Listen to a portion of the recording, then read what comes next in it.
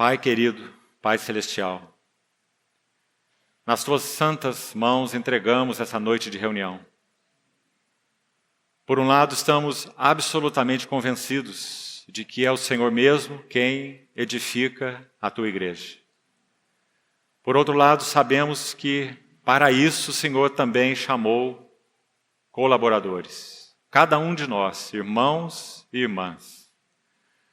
Por isso queremos nos apresentar ao Senhor nessa noite como teus colaboradores.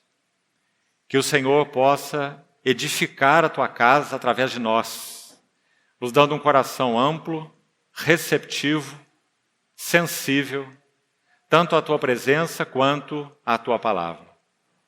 Para que essa noite seja um tempo de real edificação. Pedimos ao Senhor que ministre ao nosso espírito e não apenas à nossa mente. Que o Senhor nos dê não apenas a tua palavra, mas nos dê a tua mente. Nos dê a tua boca. O Senhor mesmo seja aquele que, usando esse tempo em nossas fragilidades, possa encontrar caminho em cada um de nós para penetrar os nossos corações. Sem isso, tudo é vão. Por isso suplicamos que o Senhor use da tua misericórdia, por amor do teu nome e por tua fidelidade à aliança que o Senhor mesmo fez conosco. Assim oramos, totalmente confiados no nome e na provisão do nosso Senhor Jesus. Amém.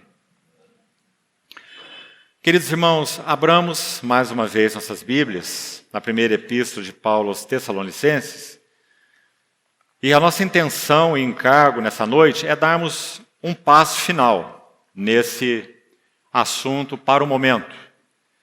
Se o Senhor permitir, na próxima quarta-feira faremos uma reintrodução do Evangelho de Marcos, já que não dá para confiar muito na memória de todos. Então talvez a maioria aqui já tenha se esquecido quase de tudo que foi compartilhado sobre o Evangelho de Marcos.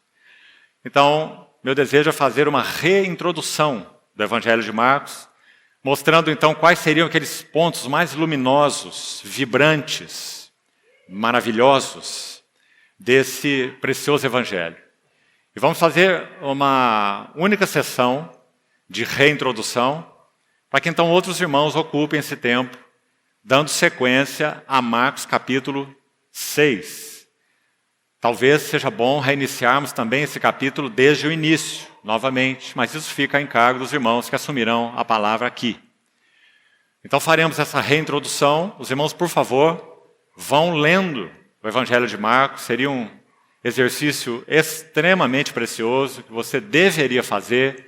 Faça nas suas devocionais, pelas manhãs ou à noite, os que preferem, né? E vá lendo e relendo o Evangelho de Marcos. Se você fizer uma leitura corrida desses 14 capítulos, você não leva mais do que 40, 45 minutos para ler todo o Evangelho, corridamente. E quanto mais você lê, mais você assimila os eventos, os fatos, as palavras do Senhor contidas nesse Evangelho de ação tão maravilhoso que mostra o Senhor como o servo dos servos. Então, os irmãos, por favor, vão fazendo isso para que possamos ter tempos mais ricos no compartilhar da palavra nas quartas-feiras.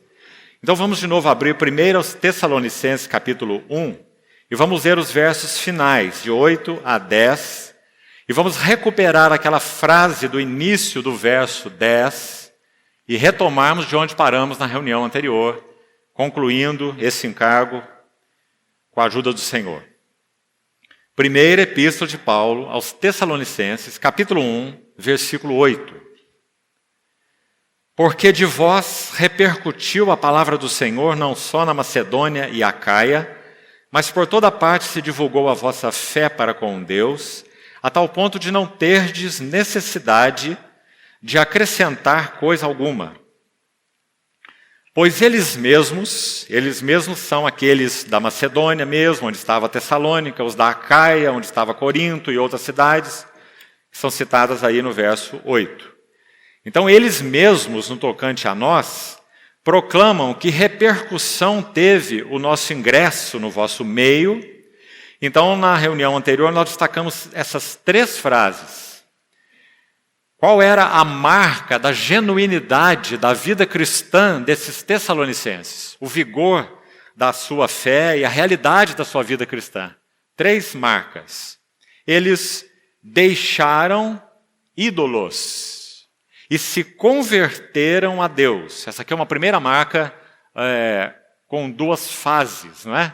Um aspecto negativo e um aspecto positivo. Deixaram os ídolos por um lado, o deixar por um lado, e o avançar por outro lado. Servindo o Deus vivo e verdadeiro. Primeira marca. Isso tem a ver com, você creio se lembra, apenas uma recordação rápida, a operosidade da fé dos tessalonicenses. Frase que está no verso 3, que também já explicamos na reunião passada. Porque essa fé era operosa? Era uma fé com virtudes, era uma fé com obras, não era uma fé intelectual, uma fé vazia, uma fé sem realidade. Qual era a prova de que a fé era operosa? Nós temos o verso 8, no caso aqui 9, né? 9 e 10, explicando o verso 3. A fé era operosa porque eles deixaram ídolos. Se a nossa fé não deixa ídolos, nossa fé não tem obras. Não é operosa, é uma fé vã.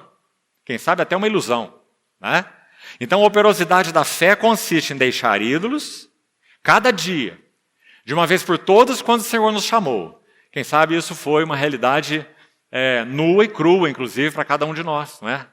Sem dúvida, conhecendo os irmãos há tanto tempo, literalmente falando, inclusive, eu sei que havia irmãos aqui que adoravam ídolos, literalmente, não é? Afora os ídolos espirituais.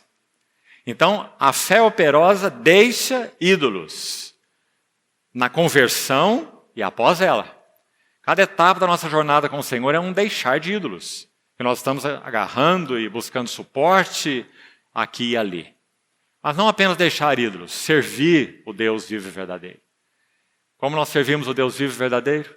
Qual é a maior prova e a maior evidência? 1 Pedro 4,8. Servir uns aos outros. Cada um conforme o dom que recebeu.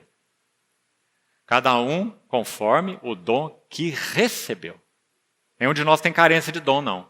Todos nós recebemos algo. Em qualquer esfera que seja, que é realmente útil para a edificação do corpo de Cristo. E alguns desses serviços são ocultos, como, por exemplo, a intercessão.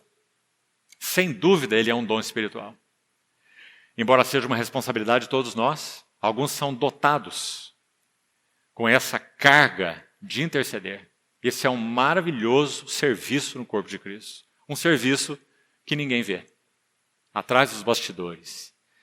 Segunda marca, abnegação do vosso amor. Versículo 3, vá conferindo aí, como ela é explicada no versículo 9.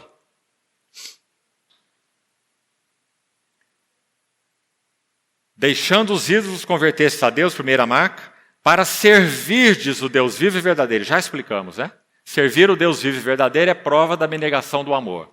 Enquanto a primeira marca está aí com essas 2 etapas. Deixar ídolos e converter a Deus. Abnegação da fé. Servir o Deus vivo e verdadeiro, ou operosidade da fé. Servir o Deus vivo e verdadeiro, abnegação do amor. Certo? E por último, volte ao verso 3, última frase. E firmeza da vossa esperança em nosso Senhor Jesus Cristo. Como ela é demonstrada? Como a nossa esperança se mostra firme? Primeira frase do verso 10, e aqui nós seguimos avante do que nós já falamos na quarta-feira. É a frase-chave, é a frase do encargo do meu coração na reunião passada e nesta reunião. Para aguardardes dos céus o seu Filho, a quem ele ressuscitou dentre os mortos, Jesus, só o nome dele isolado, tanto da palavra Senhor quanto da palavra Cristo, porque está apontando especialmente para a humanidade de Jesus. Então, Deus o Pai ressuscitou esse homem chamado Jesus, o filho do carpinteiro de Nazaré, e ele o exaltou à posição mais elevada, e ele reina até que todos os seus inimigos sejam colocados por escabelo, ou estrado, dos seus pés. E então, virá o fim, quando eles estiverem sujeitados aos seus pés, e o último deles a ser sujeitado é a morte, que ainda, no sentido fisiológico, e graças ao Senhor, apenas nesse, nos outros não. Não afeta nosso espírito, não afeta nossa alma, porque já afetou o nosso Senhor. Mas ainda afeta nossos corpos. Mas chegará o dia que esse inimigo, que é o último, que ainda afeta o último elemento da nossa redenção, que é o elemento corpóreo, já que nós já fomos redimidos no Espírito, e nós já fomos, no sentido absoluto, redimidos também em nossas almas. Nossas almas já foram compradas pelo Senhor. Nosso corpo também, mas ele ainda aguarda, ele ainda passa por um processo de morte. Com nossa alma é diferente, nossa alma passa por um processo de vida, não é? Quanto mais nossa alma recebe da vida de Cristo, mais nós somos santificados, mais nós somos tornados semelhantes a Ele. Mas com o corpo não é assim. Embora esse corpo pertença ao Senhor, ele está enfraquecendo cada dia e indo em direção à morte. Isso é o fato, não é? Por isso a palavra diz o último inimigo. Nosso Senhor não venceu na cruz, sim. Mas por que diz o último inimigo? Porque ele permanece nessa esfera do corpo, ainda nos debilitando, nos enfraquecendo, né? E se o Senhor não retornar a tempo para alguns de nós então entraremos, nós passaremos por esse último inimigo. Mas então, quando isso acontecer, nós descobriremos o que o Salmo diz, o que o salmista disse. Preciosa é aos olhos do Senhor a morte dos seus santos, porque nele tragada já foi a morte pela vitória. Então, irmãos, esse verso tão maravilhoso que nós estamos destacando, o verso 10, tem essa primeira nota, na primeira frase, que se fez o encargo do meu coração para esses 2 dias. Para guardardes os céus do seu Filho. Então vamos retomar e dar sequência ao nosso encargo nessa noite. Primeiro, 2 textos foram citados aqui na reunião anterior. Um deles eu li rapidamente, nós vamos voltar a ele, o outro nem li com os irmãos. Então gostaria de voltar para explicá-los melhor. E hoje, pretendo, creio que o Senhor me dará a graça para isso, quero fazer de modo objetivo, didático, e que o Senhor nos ajude com aquilo que carecemos, a unção e a graça, para aplicar nos nossos corações. Eu queria mostrar para os irmãos, mais à frente, para concluirmos, 4 exortações. Já compartilhei isso ano passado em um site online. Eu gostaria de aplicar isso para nós aqui, porque é especialmente importante naquilo que toca os dias que nós vivemos, que antecede a vinda do nosso Senhor Jesus.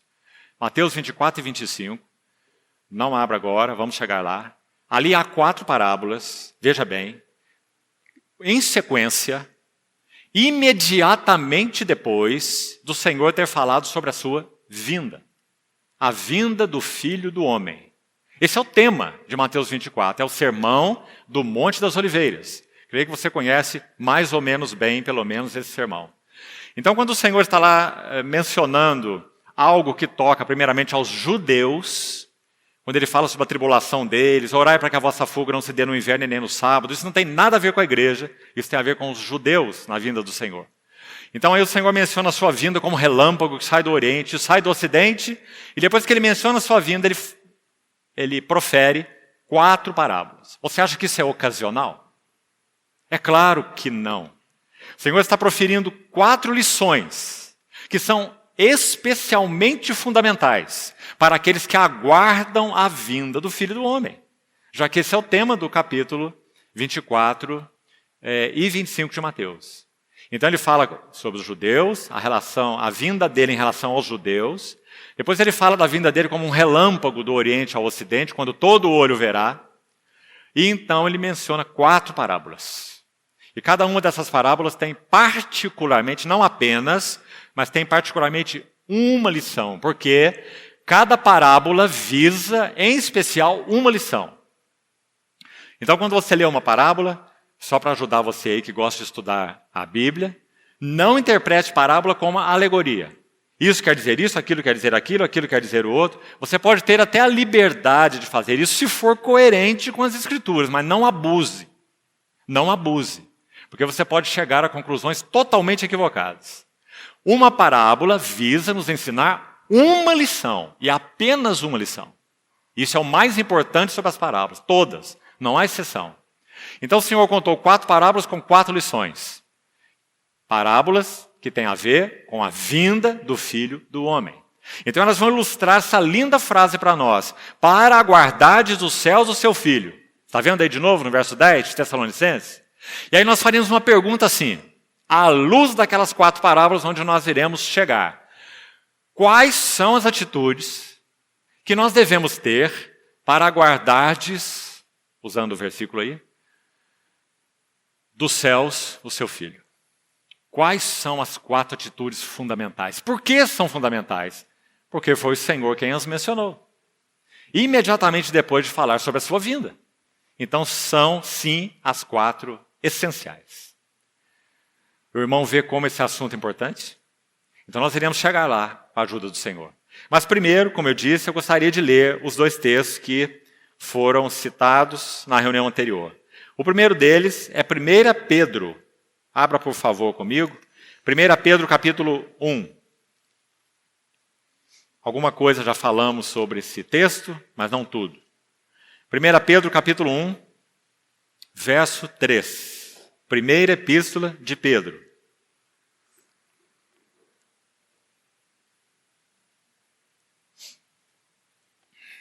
Verso 3.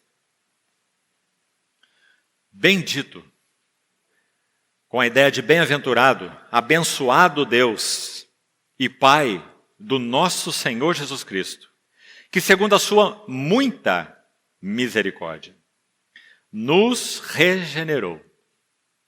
Com alguns de nós isso aconteceu há mais de 40 anos, há mais de 50 anos, com alguns aqui há mais de 60 anos. Ele nos regenerou para quê? Para muita coisa, irmão. Para termos vida nele, para sermos justificados, para sermos livrados da ira vindoura, para sermos filhos de Deus, participantes do Espírito Santo. Mas neste versículo, que é a ênfase de Pedro e que é a ênfase do nosso encargo nesses 2 dias, é dito que ele nos regenerou para quê? Queria que você olhasse de novo aí.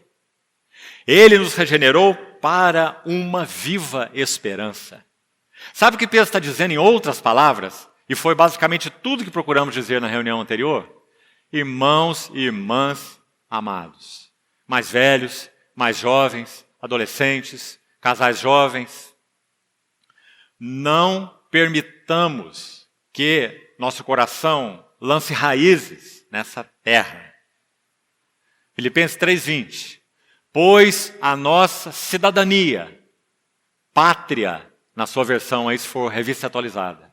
Filipenses 3:20. Pois a nossa pátria, cidadania, está nos céus, não na terra.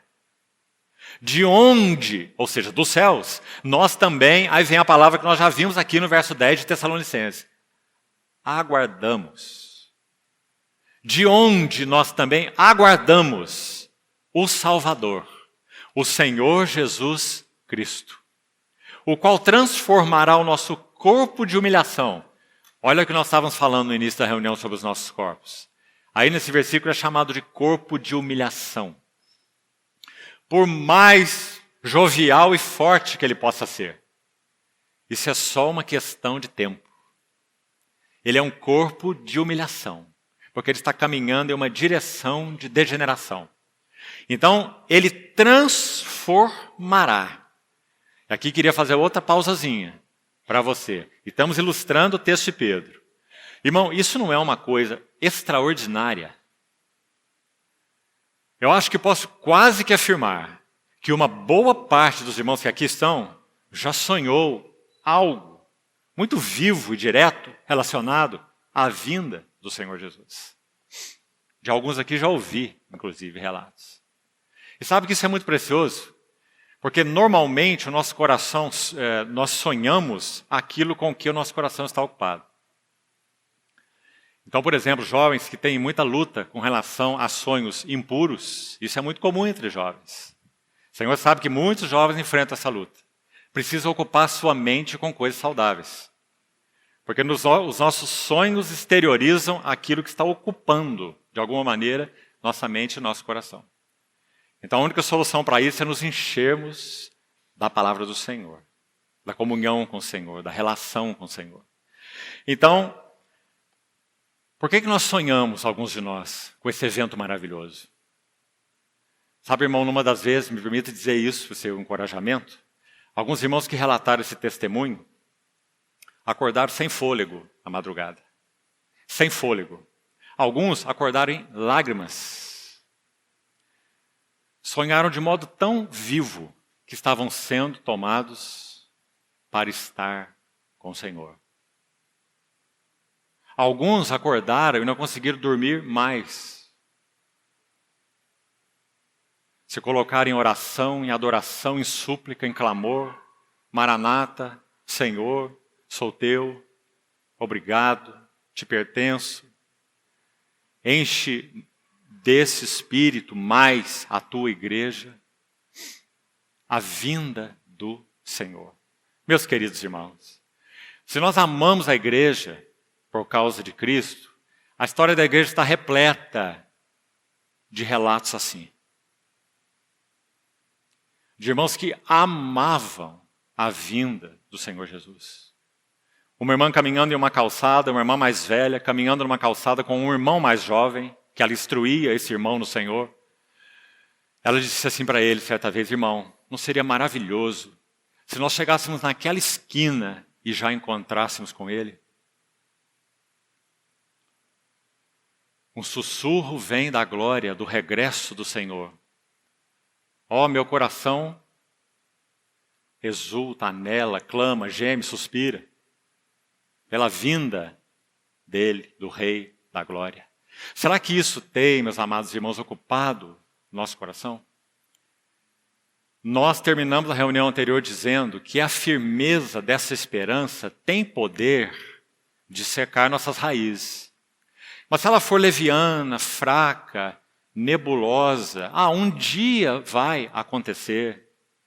Nós estamos quase na mesma condição daqueles que Pedro reprova na sua segunda epístola. E diz assim, desde que as coisas foram criadas, tudo permanece do mesmo jeito.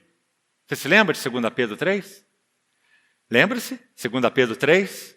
Aí Pedro vai dizer assim, eles se esquecem que Deus é longânimo. E no coração dele há uma coisa. Ele deseja que nenhum pereça, nenhum só pereça, mas que todos cheguem ao arrependimento. Só, meus amados irmãos, que esse tempo não é sem fim. Essa longanimidade do nosso Senhor, ela terá um limite quando Ele decretar ou declarar ou manifestar a revelação da sua justiça. Isso está tão próximo de acontecer. O que nós devíamos dizer no nosso coração? Será que temos uma outra palavra qualquer? Senhor, eu tenho o quê? O que eu tenho quando eu penso nisso? Só uma palavra, irmão. Só uma palavra digna de ser dita. Eu tenho desejo, gana, ânsia, sede. Minha alma tem sede de Deus, do Deus vivo. Quando irei? É a pergunta do salmista. E me verei perante a face de Deus. Então nós temos aqui uma pergunta para ser feita diariamente aos nossos corações. Por quê? A viva esperança, nas palavras de Pedro, viva esperança, está aí no verso 3. Nos regenerou para uma viva esperança. Por que ela está arrefecendo na vida da igreja? Por quê? Que o Senhor, amados irmãos, recupere em nossos corações a vivacidade dessa maravilhosa esperança que nós temos. Tudo que nós podemos experimentar dele, nele, com ele, nessa terra, são apenas antepastos. Antepastos da refeição principal, que será servida na sala do banquete, para usar a figura de Cantares, quando a noiva estiver adentrado às recâmaras do rei.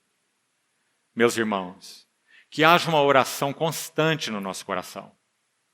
Permita-me encorajar os irmãos nesse sentido. Que nós oremos uns pelos outros, pedindo ao Senhor que resgate no coração da igreja a viva esperança. Porque ela tem poder por si só de murchar as nossas raízes neste mundo. Você não vai deprimir. Se você pensa assim, que pensamento tolo. Você não vai ser um desmotivado. E qualquer coisa mais que você queira pensar. Muito pelo contrário. Você será daqueles que espera e apressa a vinda do Senhor Jesus. Para usar as palavras de Pedro. e não desmotivado.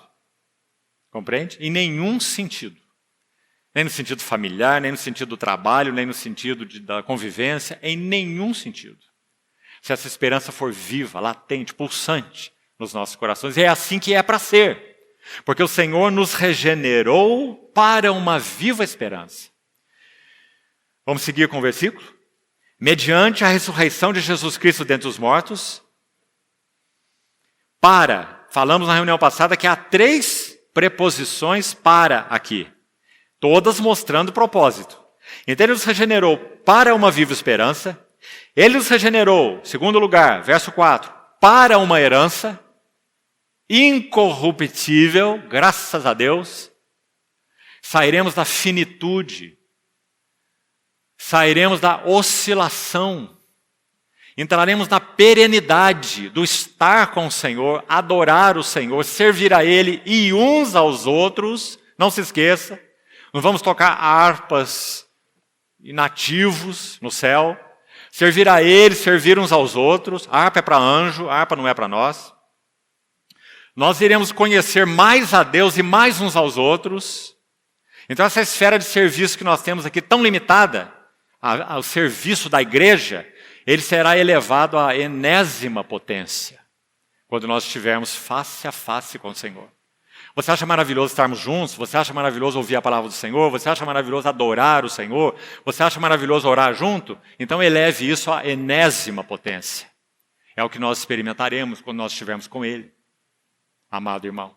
Como não anelar isso, irmão? Como? Queremos ficar rastejando aqui? Ele nos regenerou para uma viva esperança. Ele nos regenerou para uma herança incorruptível, sem mácula, imarcessível, ou que não pode murchar, reservada nos céus para vós outros. Os santos do passado cantavam os céus. Os santos do presente, na sua maioria, cantam a terra. Bênção da terra, saúde, paz, prosperidade, porta que abre aqui, porta que abre ali. É isso que os santos de hoje cantam. Os santos do passado cantavam outras coisas. Uma herança reservada nos céus para vós outros, que sois guardados. Outra palavra linda, a palavra-chave da epístola de Judas. 6 vezes em Judas aparece a palavra guardados. 6 vezes em um capítulo. É o único capítulo de Judas, né? 6 vezes. Guardados. Nós somos guardados. Nada, ninguém, nunca nos separará do amor de Cristo. Nós somos guardados pelo poder de Deus. Você vê que interessante? Não diz que você é guardado pela sua fé. Não é interessante isso? Não diz que você é guardado pela sua perseverança. Diz que você é guardado pelo poder de Deus.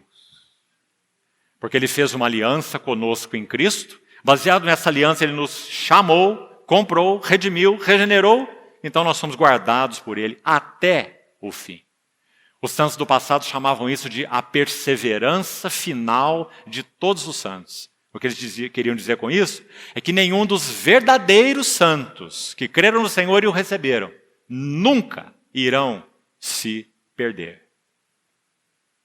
Porque são guardados pelo poder de Deus. Mediante a fé. Agora vem fé. Depois de ser guardado pelo poder de Deus, aí vem a fé. Porque há o elemento que toca aquilo que Deus exclusivamente faz. Ele usa o seu poder e pelo seu poder vai nos guardar e até o fim Ele vai guardar. E qual é a nossa responsabilidade, então? Cruzar o braço e não fazermos nada? Não. Vivermos a vida da fé. Porque o justo viverá da fé. Que lindo versículo, esse versículo 5. E aqui tem o último para. É para a salvação. Então é para uma viva esperança no verso 3, é para uma herança no verso 4 e é para a salvação no verso 5. Não podia ser mais completo, amados irmãos. E veja que essa salvação aqui é uma salvação futura. Porque está tocando a redenção do nosso corpo.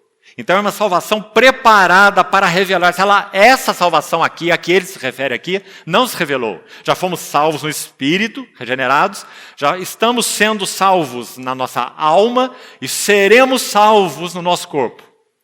Então ele diz salvação preparada para revelar-se no último tempo, e nisso o quê?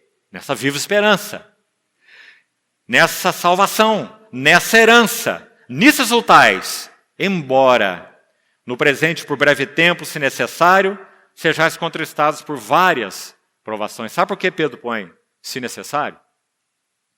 Primeiro é que aqui pode haver uma outra tradução, que dá uma ideia muito mais enfática, ou sendo necessário.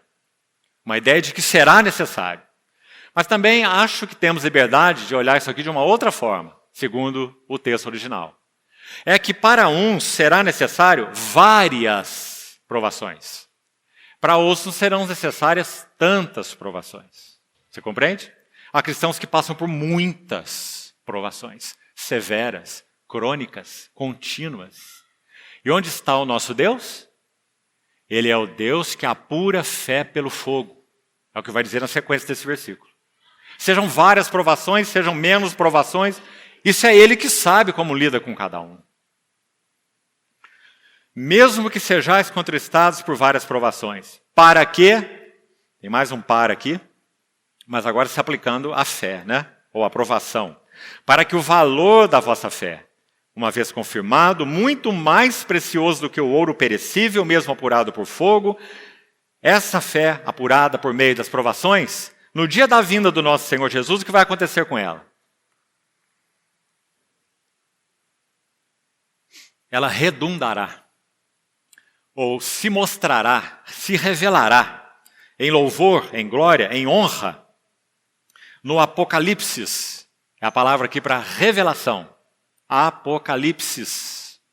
No Apocalipse de Jesus Cristo. Na revelação de Jesus Cristo. A quem? Hoje, então, não havendo visto a mais. Que palavras deliciosas de Pedro, pelo Espírito Santo. Nenhum de nós aqui, e a igreja por 20 séculos, não viu o Senhor Jesus face a face. Os que o viram foram aqueles primeiros que foram testemunhas oculares da sua ressurreição. Numa das vezes, 500 irmãos de uma só vez. Não é? Mas a esmagadora maioria da igreja nunca viu a Jesus. Mas embora não havendo visto, mas crendo, exultais com alegria indizível e cheia de glória. Que verso maravilhoso, irmãos. Porque essa tem sido uma realidade crescente para o coração daqueles que amam o Senhor Jesus, não é?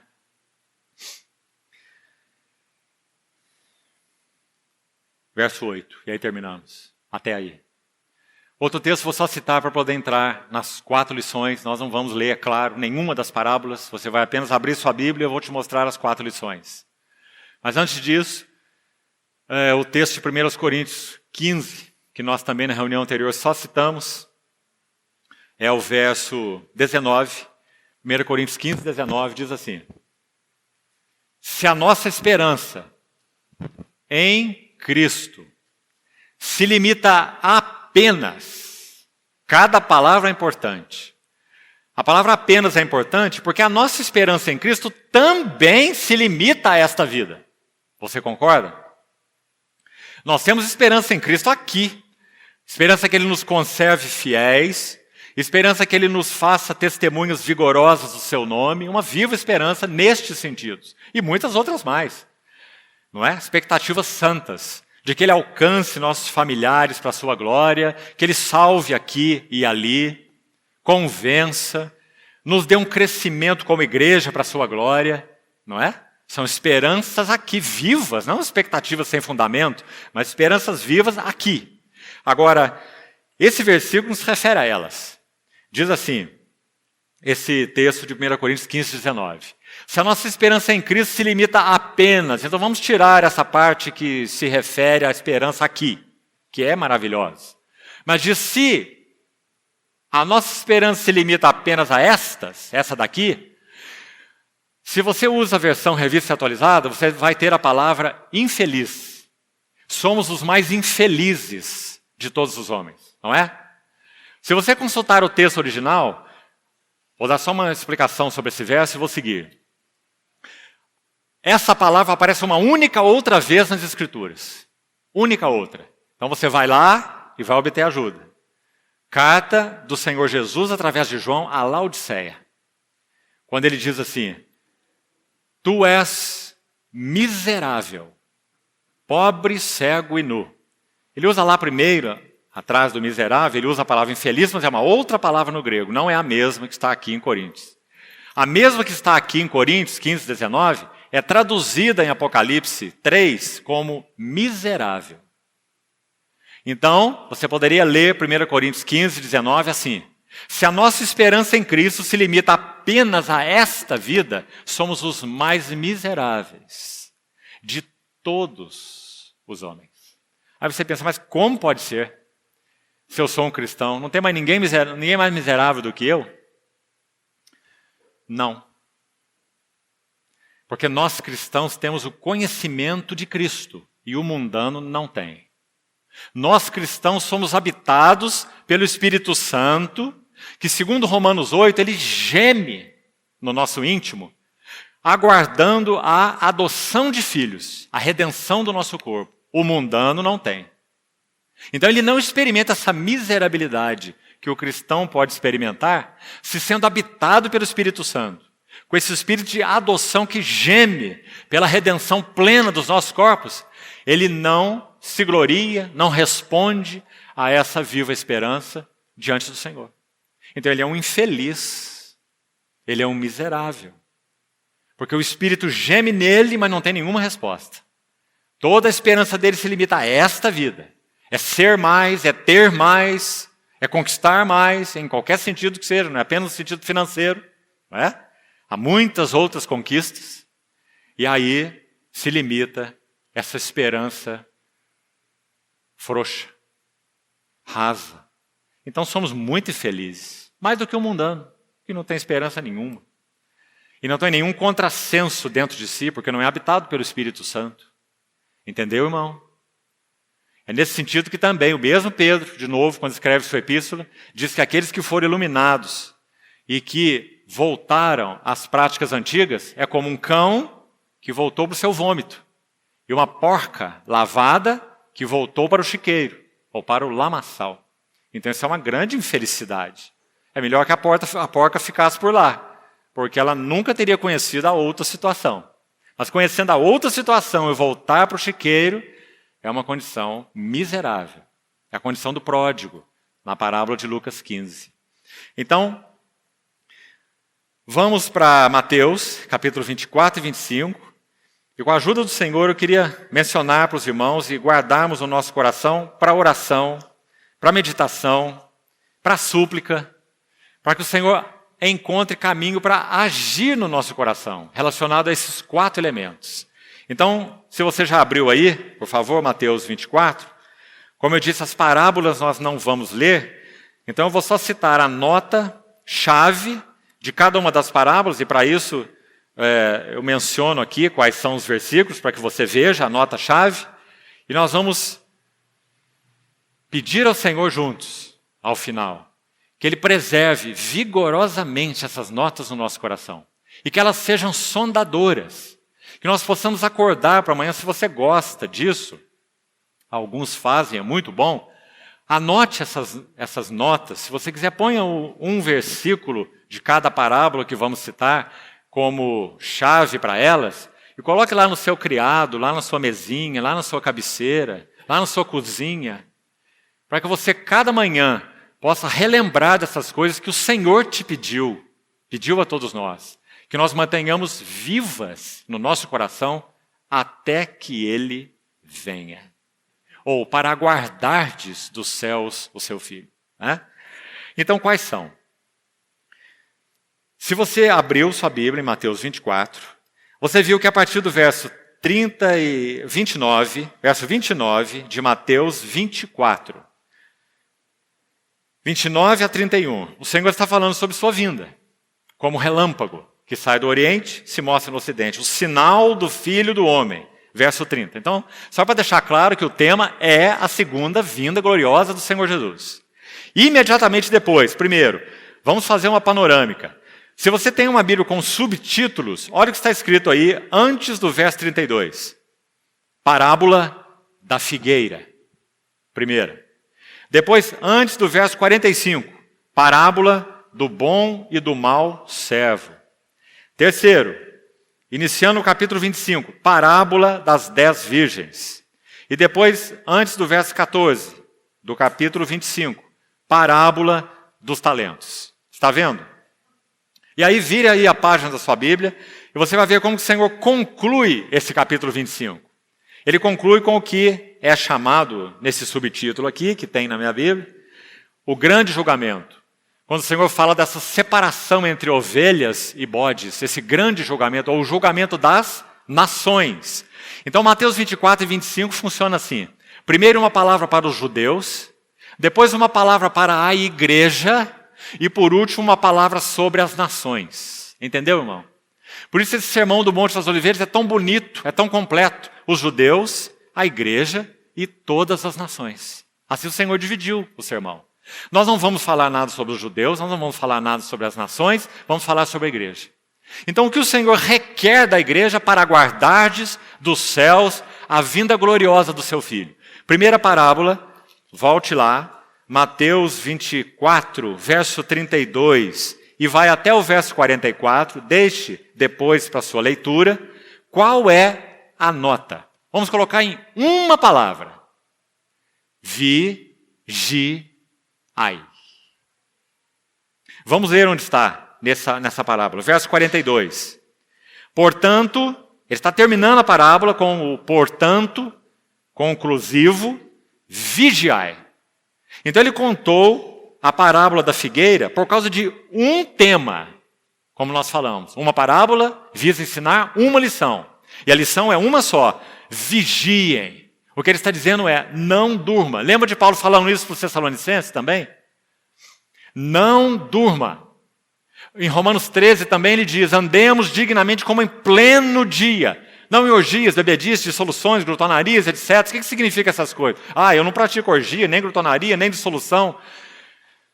Absorve, irmão, o princípio da palavra. O que Paulo está dizendo é, não deixe que o seu coração seja conquistado por nada. Por nenhuma cobiça, por nenhuma paixão. Não permita, vigie, não durma, não esmoreça. Esse lindo canto que nós citamos é da irmã Jess Penluz, um sussurro vem da glória do regresso do Senhor. Você se lembra que nas estrofes, na parte final das estrofes desse verso, você lembra o que diz? Fique alerta, voltarei. Fique firme, voltarei. Não é? Então a nota dessa primeira parábola, a primeira nota, a primeira requisição do Senhor para a igreja, antes do dia glorioso, é vigiem. Não durmam, não esmoreçam, não acham que está demorado, além da medida do Senhor. Não permitam que o seu amor esfrie. Guarde o seu coração, guarde seus caminhos, guarde seus relacionamentos, guarde seu tempo, guarde sua conduta. Vigiai, porque não sabeis em que dia vem o vosso Senhor. E o verso 43 que vai confirmar a mesma nota. 43 e 44. Mas considerai isso. Se o pai de família soubesse a que hora viria o ladrão, de novo a palavra. Vigiaria. E não deixaria que fosse arrombada a sua casa. Também, por isso, ficai vós apercebidos. Mesma ênfase. Vigilância. Vigiai. Então, acho que não é necessário, para essa congregação pelo menos, que eu mostre para os irmãos quantos versículos há. Poderia citar aqui 6 ou 7 agora, fora outros que poderíamos facilmente encontrar, onde essa nota está presente. Eu já citei 2 aqui. Onde Paulo, especialmente Paulo, está falando para não dormirmos, para sermos sóbrios, para nos revestirmos das armas da luz, da couraça da justiça, deixarmos obras infrutíferas das trevas, reprovando-as. Então vigie, não durma, não esmoreça, não se confunda, não se amarre. Não estabeleça laços que te comprometam. Irmão, isso é tão importante. Muitos laços lícitos nos comprometem. Comprometem muito mais do que deviam dentro de nós. Graças a Deus, queridos irmãos, os irmãos sabem que eu tenho já servido o Senhor por 40 anos.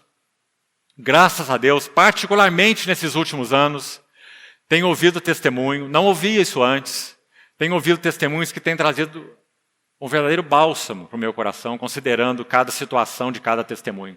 Irmãos e irmãs que têm aprendido a dizer não para algumas oportunidades. Não. Porque nós cansamos de ver muitos que disseram sim e se perderam no caminho. Porque se ocuparam demais, se enlaçaram demais, se emaranharam demais, não deviam ter dado lugar àquela oportunidade. E aqui não quero entrar em detalhes, que eu acho que você sabe muito bem o que isso significa. Muitas vezes é de emprego, outras vezes é de estudo. Mas indevido, não foi perguntado ao Senhor. Senhor, é teu, o Senhor quer que eu faça isso, que eu entre aqui. Lembre-se que portas não são oportunidades. Portas são testes. Quando o Senhor abre portas para nós, Ele está nos testando, para saber onde está o nosso coração. Então, quando uma porta se abre, seja no emprego, seja no trabalho, seja no estudo, você tem que perguntar, Senhor, o Senhor quer que eu entre? Essa porta foi aberta pelo Senhor? Se foi aberta pelo Senhor, então traz o que é necessário. Paz, liberdade, testificação. Eu vou acrescentar uma coisa a mais aqui, que poucos fazem. Confirmação na vida de outros irmãos. Pergunte para outros irmãos. Porque nós somos maus juízes das nossas próprias vidas. Nós somos bons juízes da vida dos outros. Mas somos maus juízes das nossas vidas. Então pergunte para os outros irmãos de confiança. Irmão, o que você acha de eu começar a fazer um curso, estudar das 8 às 11, de segunda a sexta? Para mim, você vê que seria bom, conveniente, adequado ou não? Para uns pode ser. Se ele é solteiro, jovem, tudo bem. Para outros, pode não ser. Alguns dentre nós que já estiveram conosco há um tempo, já se perderam. Já se perderam. Esfriaram na fé e estão vivendo hoje vidas mundanas. E mais, alguns já negaram a fé. Porque se comprometeram com o que não deviam ter se comprometido. E ninguém fala isso sorrindo. Nós falamos isso com dor. Porque esses irmãos conviveram entre nós. Mas eles se perderam. Estão mundanizados e estão negando a fé. Porque se comprometeram. Então, meus amados irmãos, esses assuntos não são simples. São assuntos sérios. Que o Senhor nos ajude. Oremos ao Senhor. Só Ele pode nos orientar. E na multidão de conselheiros há segurança. Segunda lição. Parábola do bom servo e do mau. Qual é a lição? Depois você leia a parábola. Vai do verso 45 ao verso 51. A lição está particularmente no verso 45, que começa a parábola. Quem é, pois, o servo fiel e prudente, a quem o Senhor confiou os seus conservos para dar-lhes o sustento a seu tempo? Essa parábola se repete em Lucas 12. Só para você saber, se você está anotando aí. Por favor, leia Lucas 12 na sua casa. Lucas 12, de 35 em diante. Cingidos estejam os vossos corpos e acesas as vossas candeias.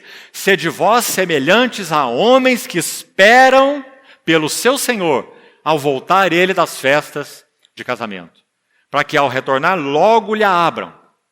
Aquele lindo texto de Lucas 12. É a mesma parábola que nós temos aqui. Qual é a lição dessa parábola? Vamos usar a frase de Tessalonicenses.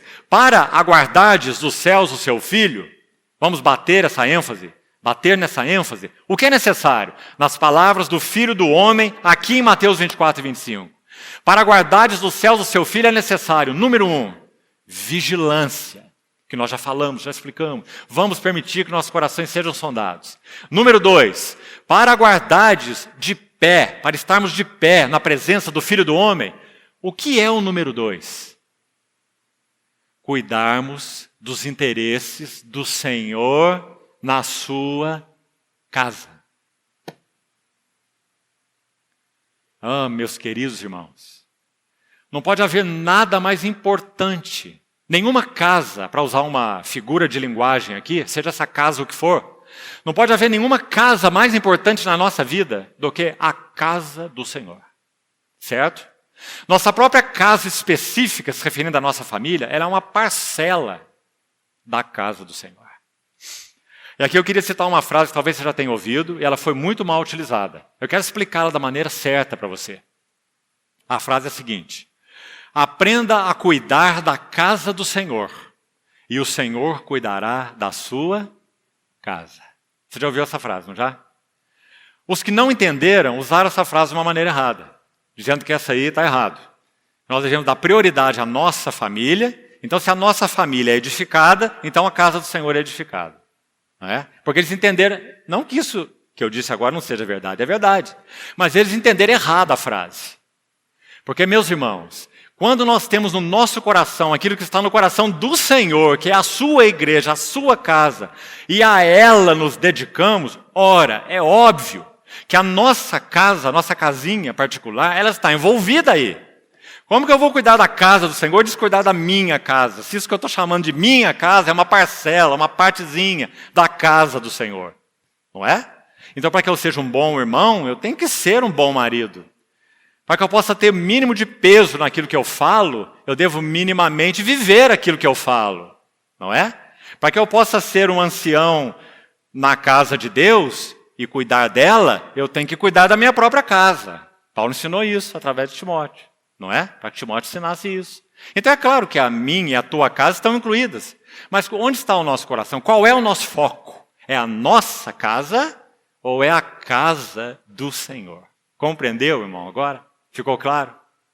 Por isso esse versículo tão bonito. Quem é? Olha a pergunta do Senhor. Ele está perguntando para quem? Para os ímpios ou para os discípulos? Para os discípulos. Então ele pergunta, quem dentre vocês, quem é o mordomo fiel e prudente? Quem é?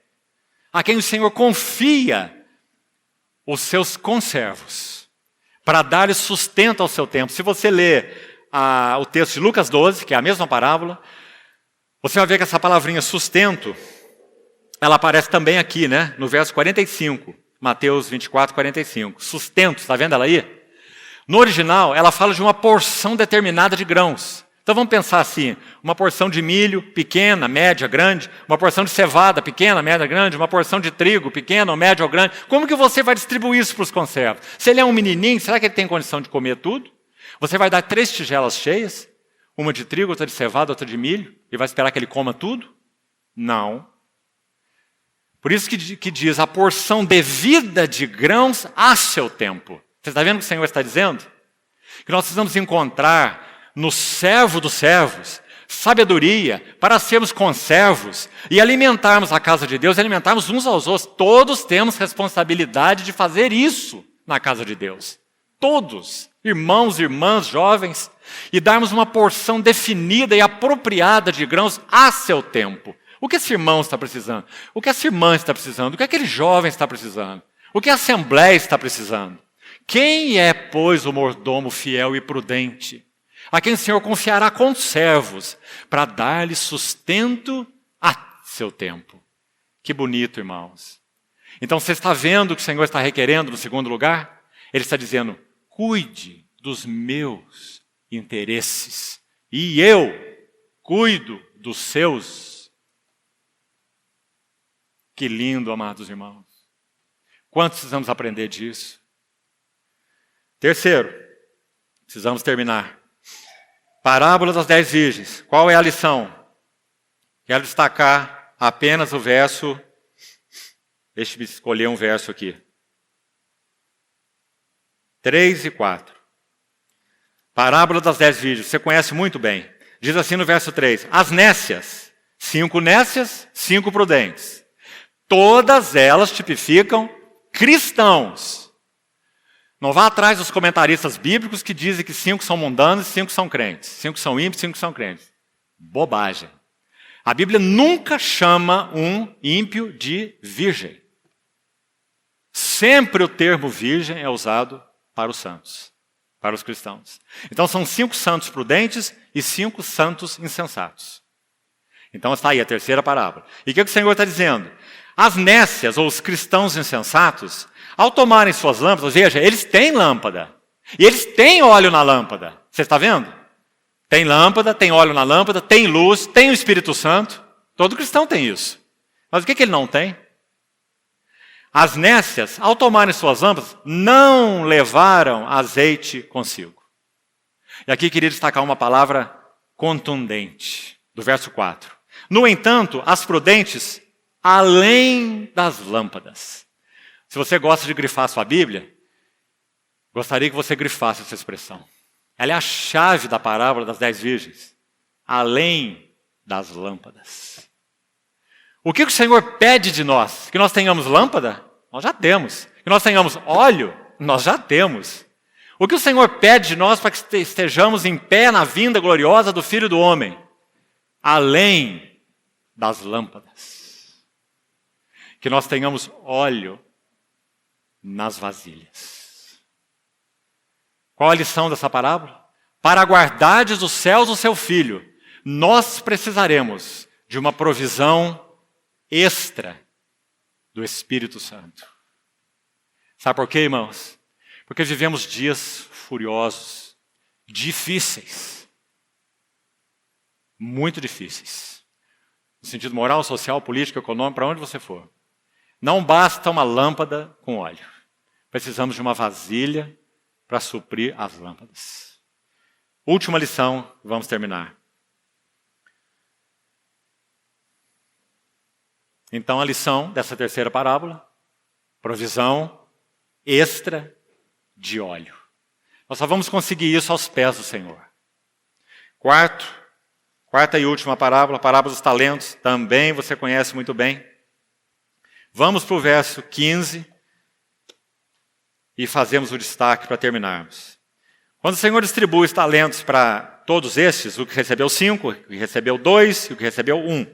Então é dito no verso 15, a um deu 5, a outro deu 2 e a outro deu 1. Aqui está a chave. A cada um segundo a sua própria capacidade. Então, para guardardes dos céus o seu Filho, o que o Senhor requer de nós? Que nós os sirvamos, cada um segundo a sua própria capacidade. Para usar a linguagem de Romanos, servir na proporção da fé e da graça. As duas palavras são usadas lá.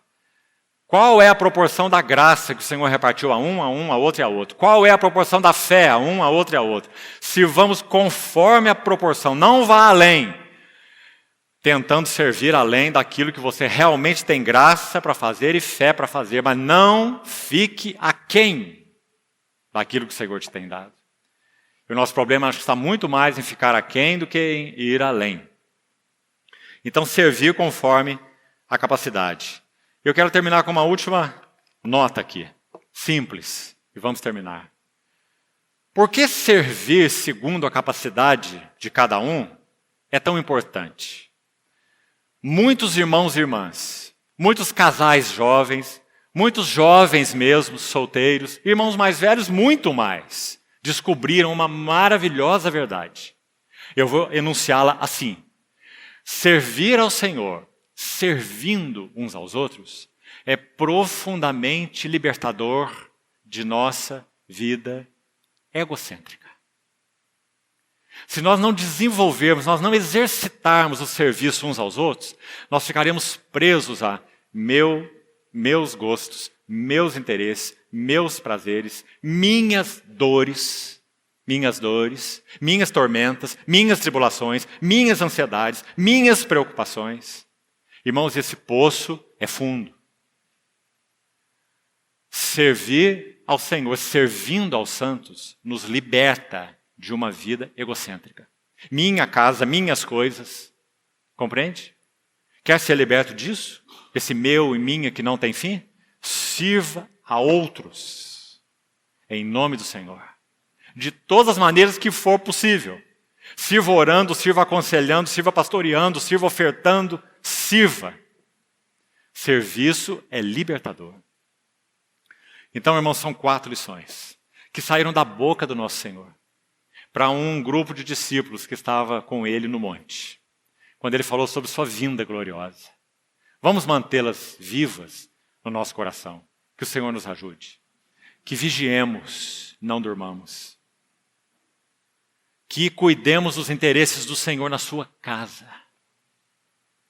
Que sirvamos uns aos outros conforme a capacidade que cada um recebeu do Senhor. e que nós tenhamos provisão extra, além das lâmpadas. Senhor, nos ajude, irmãos. Vamos orar sobre isso e terminamos.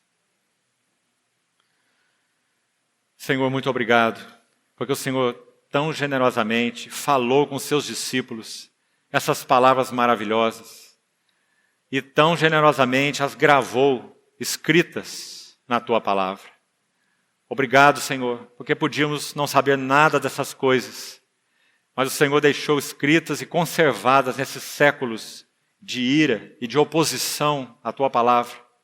O Senhor as guardou veladas, escondidas, e hoje elas estão nas nossas mãos. Nós te pedimos que elas estejam nos nossos corações, e nós sejamos aqueles que realmente estão apercebidos, que não se comprometem, que não se misturam.